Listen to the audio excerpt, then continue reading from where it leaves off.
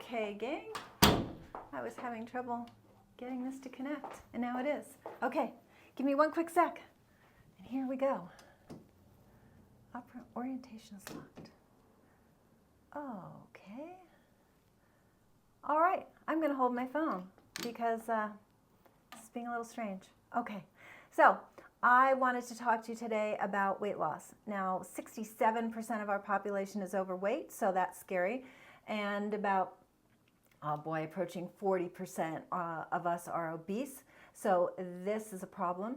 But, you know, tell me why you think, and I really want to hear from you guys, tell me why you think that people keep falling for, take this drug and you'll lose, 20 pounds this month, and they fall for it every time. So currently we have Ozempic on the market. And what's the deal with that? So that's, you've seen Kim Kardashian, other celebrities who've suddenly, look almost anorexic. What's happening is that they have taken this drug and they get very fast weight loss. So that's the truth. It gets you fast weight loss. What else does it get you? It gets you pancreatitis, potentially, gallbladder disease, kidney failure, malnutrition, something called a frozen intestine where you're not able to evacuate stool anymore because your intestines are just not moving. So is this a good idea? Plus, here's what happens when you take these drugs is that you get fast weight loss followed by what? You gain it all back. Why do you gain it all back? Because your metabolism does not like it when you mess with it. And so you tend to get the fast weight loss, followed by your body saying, what was that? What was that train that just hit me? And then what occurs is the metabolism slows down because it has to kind of recuperate from what you just did to it, and you gain all the weight back plus. And if you're somebody who's done this several times, you know it's true. And I can guarantee you I hear it over and over and over again. And I think about it, it's like, what is more valuable than your health? What is more valuable? Yet we do these things that give us these quick results and very dangerous results. So I want to talk to you about sanity of weight loss, actually slow, steady, sane weight loss. That's not sexy, I know. It's not exciting, I know. But it's real, and you restore health that way. So I want to just give you a few tips of things that we generically know to be true. Then here at Root Cause, of course, we do customized programs, and we find, the underlying root cause for each person, what's getting in their way as far as weight loss. But as far as generic things you can do, one is intermittent fasting, and you can start with 12 to 14 hours. That's safe for most people. You want to, you're sleeping for most of it, so it's not that hard to do the 12 to 14 hours. It is absolutely known that if you don't eat for 2 to 3 hours, 3 is the sweet spot, before you go to bed, that helps with weight loss, it helps with sleep, etc. So if you've got 3 hours before bed and you sleep for 8, you're already up to 11. So not too hard to do that intermittent fasting and see how you do with that. The other thing is, you're going to love all of these tips, I know, but stopping sugar. Now, does it have to be 0? It doesn't actually have to be 0 unless you're really addicted to sugar, and any little bit sets you off, and then you're kind of out of control. So you can have up to 12 grams a day, and so you want to read labels and see added sugars, and see how many grams, and realize ketchup has sugar in it. So you really want to get a feel for what in your food is adding sugar, and try not to go above the 12 grams. The other one is the ultra-processed food.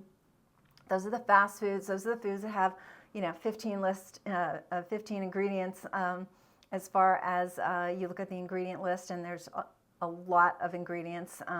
My goodness, peanut butter should say peanuts and salt, right? And of course there's peanut butters out there with lots of sugar and lots of ingredients, and these are ultra-processed foods. So if it's pre-prepared, pre-packaged, you really want to stay away from that, and you want to stay away from the simple carbohydrates. So not just the sugar like the cookies and the cakes, but food that is just made from highly processed flours. So it could be crackers and still have be very highly processed, and that turns into sugar. It raises your glucose, it raises your insulin, then you get resistant to insulin and you tend to gain weight. So these are the things you want to avoid. So what have we said so far?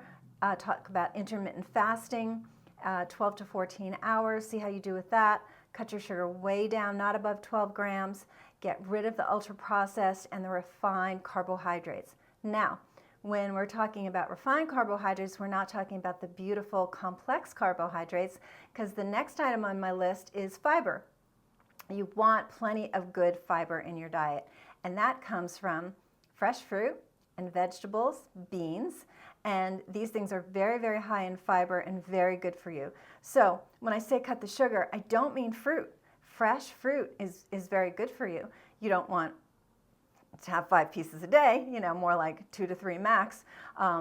Berries are especially good, citrus is especially good. So there's certain fruits that rank a little bit higher, but fresh fruits, fresh vegetables, and beans and legumes. And I know there's data about beans are the devil. We'll do another video about that, but they are not. What else was on my list? Well, we talked a little bit about sleep and how many hours before sleep you should stop eating, but then there's the sleep quality. So it is very important to have enough hours at night in bed, so you're getting a good 8 hours of high quality sleep.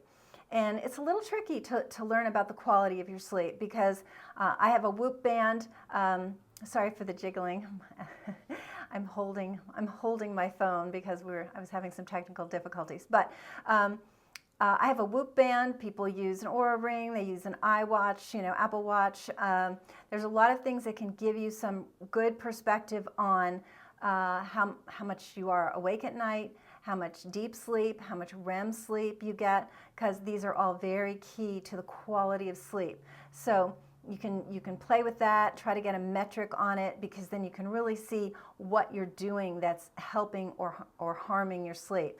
Because there's been innumerable studies where they've taken young, healthy men, perfect weight, very active, and they've cut their sleep way down and they gain weight. It happens every single time. So you do want to make sure, if you want to get good, sane weight loss and keep good weight, that your sleep quality is very high. Then we have exercise, and finding something you like to do aerobically and resistance training wise that you can do several times a week is key. It's key for longevity, it's key for weight loss, it's key for retaining muscle, it's key for retaining brain health. Different topic, I know, but there's so many wonderful things to say about exercise. And the last but not least is hydration. So too many of us are dehydrated, we're not consuming enough water, and you really need to hydrate in order to get rid of toxins, slough them out of your system, and hydration is just very key for how the body needs to work ideally. And you can be dehydrated and start to consume enough water. Try for those 8 glasses a day. If you're living in an environment that's kind of warm, add electrolytes to your water. That can be very helpful, and it can make a big difference in your energy level and in your weight loss. So you decide, and I really want to hear from you guys. I want to know what you think about why you would take a drug with all of these dangerous side effects to get quick weight loss, or wouldn't you? Or do you know better than that?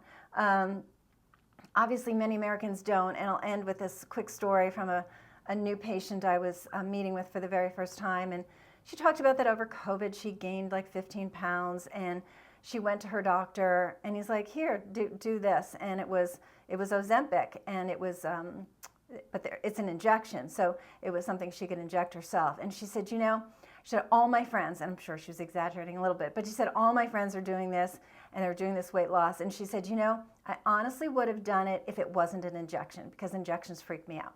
But otherwise, she would have done it. And she said, but I didn't. She goes, I just changed my diet. I went back to what I know I needed to do, and guess what? I lost the 15 pounds. But she did it sanely.